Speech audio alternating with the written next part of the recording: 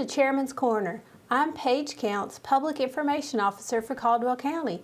Joining me today is Board of Commissioners Chairman Randy Church. Welcome, Randy. Hey, Paige. It's good to be here. Well, we had a big agenda Monday night. Yeah. But things went really smooth, and you moved through a lot of stuff, a lot of we items. moved along pretty quickly. We thought we were going to have a very long meeting, but it all went well, and so we had a good opportunity to move along quickly, I guess. Yes, I mean it was good, and I guess the biggest thing to come out of the meeting was the purchase of property in Cages Mountain. Yeah, so we've been for numerous years trying to locate an EMS base in the Cages Mountain, North Catawba area of the county, and so we were finally able to broker a deal on the former Valdez Hospital property there, which was a doctor's office, Cages Mountain Clinic, I think they called it at some point. But anyway, we brokered a deal and was able to finally get to purchase that building. And a caveat to that, so we've got an extra 14 acres of property there that we're trying to decide how we're going to use that in the coming months. But in any case, we're going to be able to put an EMS base there, and we're trying to, we bought a large building, so that's going to enable us also to house our training division there for the EMS and to be able to do some of those real life applications in a contained environment instead of having to go out into the field and learn how to go into an emergency room or a doctor's office setting. And I think it's important to point out, this is a remodel project. It is a remodel. The building's already there. And again, we got a pretty decent price, purchase price on it. So we're thinking that we can put, $500,000, $1 million there to be able to completely outfit the building. But one great thing that's coming along with all of this is the town of Cages Mountain and their economic investment into that as well. And so they committed to help us be able to do some of the remodeling and the purchasing. So very pleased about that. Mayor Ronnie Setzer there and his council. Those folks have been after us, I guess, for years. As the mayor said on Monday night at the meeting, 17 years he had worked on trying to get an ambulance base there in his community. So we've had different times and tenures of an ambulance being there, but this is really going to give us more permanent exposure and long-term being there. And there's a pretty large population that live right in that area. Yes, it is. And with that population and our response times, and Dino DiBernardi could give us more information about that, but we've been having to respond ambulances into that community from outside, either coming from Granite Falls or Hudson location, or even Gamewell. So this is just going to give us a little more centralized area there to be able to have a quicker response. Certainly with the churches and the businesses in that area as well, we see that population ebb and flow quite a bit, and so we know that we needed a unit in that area to cut down that response time, because as we all know, any medical emergency, every minute counts in getting somebody there. It does. And as I'm thinking about this location, can you tell us a little bit about the timeline for this? So we talked with our county manager, and we think that we should be putting out some RFQs, requests for qualifications, if you will.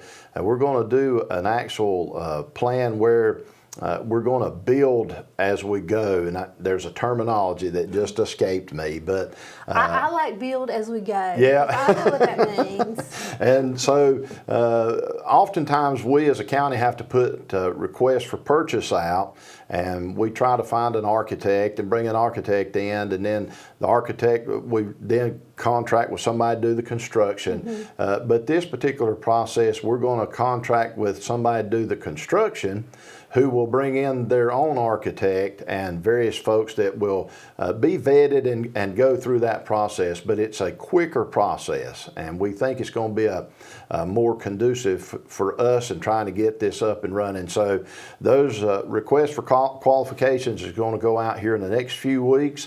We hope to have that identified by fall of who that person may be, then start looking at the vetting of the subcontractors, actually perhaps start doing some construction in there over the winter and into early next spring, and then possibly being in the facility, having it ready to go by mid to late summer, early fall next year of 24. So, which for county government, that is a very good turnaround. it's moving pretty fast. It is moving pretty fast. We often say as commissioners that we approve a project and we don't get to turn the first shovel full of dirt for a year. It seems like, and so a lot of folks think that we're moving slow, but with all the state regulations and the things that we get put out front, and just a government entity, we have to jump through many hoops that people don't realize.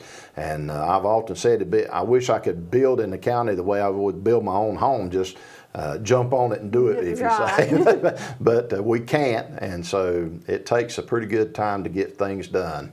Well, I happened to see that RFQ yesterday because we posted it online, and it's 16 pages of details and instructions. And after 2 pages, my head was spinning. Right. I mean, clearly I'm not in the construction business, but there's a lot of detail in there. Well, we're looking for a builder to come along, so and I'm sure there'll be somebody that wants to do the project.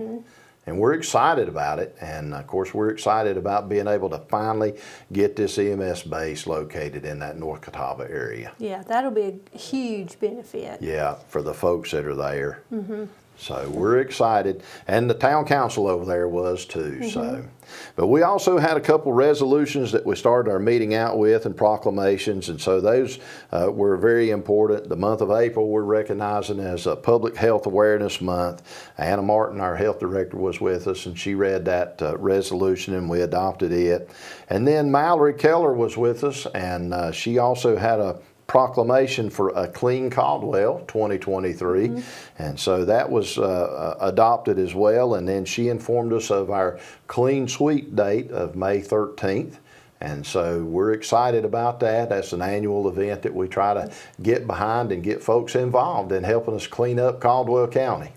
Yeah, it's one of those, put your time where your mouth is. If you've been, you're seeing it and you're complaining, maybe it's time to get out there and help us out. Yeah, so I think we have some online registration through our county website, and so if you're interested in being a part of that, go on there, find your street, and let us know what you want to do. We'll meet that morning at the Caldwell County Fairgrounds. We provide trash bags, gloves, and vests, traffic vests. And we challenge anybody that wants to get their community cleaned up, a roadway in their area cleaned up, to come and be a part of that. And we'll certainly facilitate all we can for our end of it. That's right. We're going to do everything we can to make it as easy as possible on you. So. And get folks involved.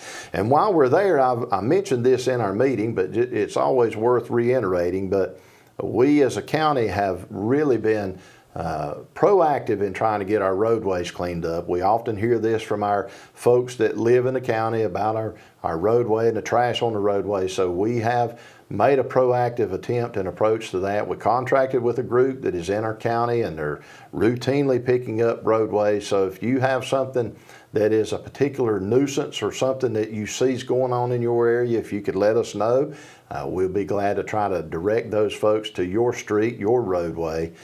Many people don't realize, but the North Carolina state government quit picking up all the secondary highways. So they're only picking up now on the main corridors, 321, 1864, but those side roads and secondary roads are being neglected, and so the county has picked up as much as we can and doing that, and this Clean Sweep Day is certainly a big benefit in helping us get those roadways cleaned up. That's right. It really does make a difference. And as you mentioned, just the two main thoroughfares through the county, I'm thinking, oh, there's so many more roadways. So many more miles of roadway in our county.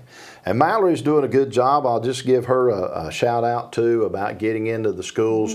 And we're trying to get that education piece up and in front of folks as well. And so I often think about, as I was a child and coming through, give a hoot, don't pollute. That's right. All those things that went on in those days. And so but we're trying to get folks to give a hoot and quit polluting. And if people just would keep their trash in their car till they get to a receptacle somewhere, it would certainly be beneficial for us all. Well, I've always said if you've ever picked up trash on the side of the road, if Yeah. you've ever done that as a volunteer job, you will never throw trash out of That's your right. window. So Yeah. it's a good lesson for young people to learn. So if you've got a Yeah. group of young people, this might be the time to really Youth teach them. groups, church youth groups, and just doing the roadway near your church. I mean, it's all a benefit to all of us. So. Right. All right. But then we also had a public hearing. We'd done a road name change from Yacht Place to Wilcox Way. I said it this way. I guess there was some yachts lived there at one time. Now the Wilcoxes has moved in. But the county is in charge of doing road name changes. And so we were happy to facilitate that. And there was a public hearing about that. And then we had a quasi-judicial public hearing for a special use permit. A gentleman was wanting to build a guest house in his on his property, and so we did get that approved. And those quasi-judicial hearings are pretty unique in that it's really a testimonial judge. We always give our county attorney David Lackey the helm at that, and so he acts as our judge and moderator and swears everybody in, and then your commissioners act then as the jury, and based on the evidence that's presented, then we make our decision whether to approve or not approve. So, but that went off without a hitch, and we didn't have any other testimony other than the folks that actually were asking for the permit. So it went well. And then we had a presentation of a digital access plan from Duncan Cavanaugh, who came over from Western Piedmont Council of Governments. So our understanding in that plan and what we're trying to do there's a lot of money that's being put into the infrastructure and broadband, specifically for internet access within our county. And we all know that we got areas in our county that are lacking in internet capability, and so we're trying to promote that, get in on the front end of it. And one thing to be able to get some of the federal funding is you have to have a plan in place, and so we're working toward getting a plan adopted, and this was just one piece of that in that presentation. But we're excited about that and excited about the things that are happening with our internet access. I know we've got people, I mean, I naturally being from the Collettsville area, I think of the people, in the Globe and areas like that don't have reliable access. Even I have friends that live on Abington Road, and they say my access to internet's not reliable. Right. So, I mean, and the same is true in the southern part of the county just as well. Well, and it drives a point home when you see children, and children are now being, a lot of that through our school system is having online access and assignments that are coming through that, especially during those years of COVID when they were out of the classroom. So we were having a real struggle with being able to get folks access, and we're still having that struggle, but thankfully there is some money that's coming down from the federal level into our state side. So hopefully we can get some broadband access throughout our county in some means or some way going forward. So again, one of those things that our commissioners and our county staff are looking at very hard, and we're working toward. We just we'll see it come to fruition one day. That's right. And so, but you have to lay all the groundwork to do it. And again, with government, things don't always happen as quickly as we would like. Unfortunately. And then we had Brian Davis, our maintenance director, was with us, and he done a facility services report. Very interesting report.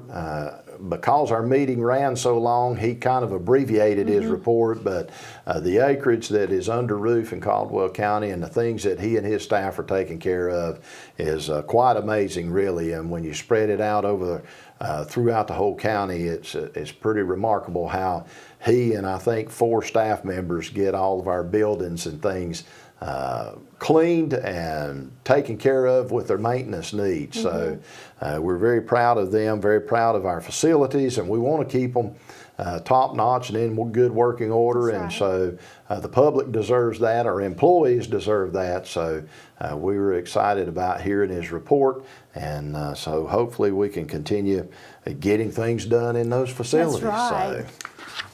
And then we went into our consent agenda after those major decisions were made about Cagers Mountain. We had basically 4 different decisions we had to make there in entering into the agreements with Cagers Mountain, the purchase of the property and the things that we're doing. And so then our manager brought us into our consent agenda, and it went pretty quick, but we had a couple fireworks applications that were applied for. A lot of folks don't realize this, but if you are going to have a fireworks show or something, it has to be a professional entity that comes in and do that, but it has to run through and be approved by our county commissioners. We've tried to streamline that. Of course, our fire marshal's office is the first point of contact with that, but ultimately it still gets to the county commissioners for approval. And so Tri-County Speedway, I think, Sawmills, they both had fireworks applications, and I think they're looking toward probably even July 4th to get ready. So it'll be just around the corner. It will be here just any time, and I will say that it doesn't stop here with the commissioners approve it. County Fire Marshal will be out to inspect those shows and make sure everything's operating safely. That's right. And so we're pleased with the staff and what they get to go do there, make sure everybody's safe. And so we're thankful for that because, you know, as many people realize, fireworks can be a danger, and we just want to be able to operate as safe as we can. Then we had some other appointments. We appointed Kayla Dillard to the JCPC Juvenile Crime Prevention Committee, and so she had requested that appointment. And Hannah Williams has been appointed as a plat review officer at the City of Lenoir. And we often throw a good PR request here, but if you see a board or something you want to be on, all you have to do is apply, and we'll certainly make a way for you to be able to get on some of the boards and things that we're doing through the county. Because there are a lot of boards. There's a lot of boards, and we appreciate all of our volunteer folks that do that and help us to streamline the county, its services, because a lot of requests comes through those boards, and they kind of check and make sure it meets the muster before it comes on to the commissioners. So, but we are thankful for that and thankful for those boards that are doing their work there. And then we accepted a couple grant applications, environmental assistance, customer service, acceptance of a grant award through the health department. I think that's through our environmental health folks that are going to receive some additional training there. And then we adopted a resolution requesting tax exemption for the North Carolina General Assembly. And basically what that means is that as a county or a city or any nonprofit, we all have to pay sales tax. And it's kind of a weird, convoluted system, if you will, because once we pay that sales tax, then at a 6-month break and halfway through the year, we have to commit staff to go back and see how much sales tax we paid to the state of North Carolina, and we can submit a request for reimbursement of that sales tax to come back. And so we're trying to streamline that system again and just get to a point where we didn't have to pay it to begin with, if that makes sense. So, but we don't know how the General Assembly will accept that, whether they will or whether they won't. But we certainly are in favor of adopting that streamlined part for us on the county level. And I know the municipalities and nonprofits would certainly appreciate it too. I'm just sitting here thinking about all of these items our finance department has to go back through to see tax on, because I'm just thinking about what I submit, and my department is tiny, so you know, multiply that times 100, and that's more what the health department is probably sending in. I'm sure our finance director could give us a hard number on it, but you're probably looking at $2 million or more a year that we're trying to recoup from that. And so again, it's all taxpayer money, and we want to utilize that for our residents in our county as opposed to going somewhere else. So that's right. That is so. And so those items went pretty quick, and we just wanted to come in and talk a little bit about our meeting and give you a little more in-depth things that happened there within the group. And as always, we certainly welcome any comments or questions that anybody may have. And I think we've threw this out before, but if somebody has a question they'd like to get answered by the commissioners or our staff here, just submit it to Paige. Send it to me, pcounts@caldwellcountync.org, and I'll get an answer, or I'll try my best. I'll hound them until I get some kind of answer. And we may even talk about it here. Right. And so we can give you a good answer, and because if you're interested, there's other people in the county that are interested too. Yes. Randy, thank you for taking time out of your Thank busy you. day. Yes, ma'am. And thank you for watching Chairman's Corner.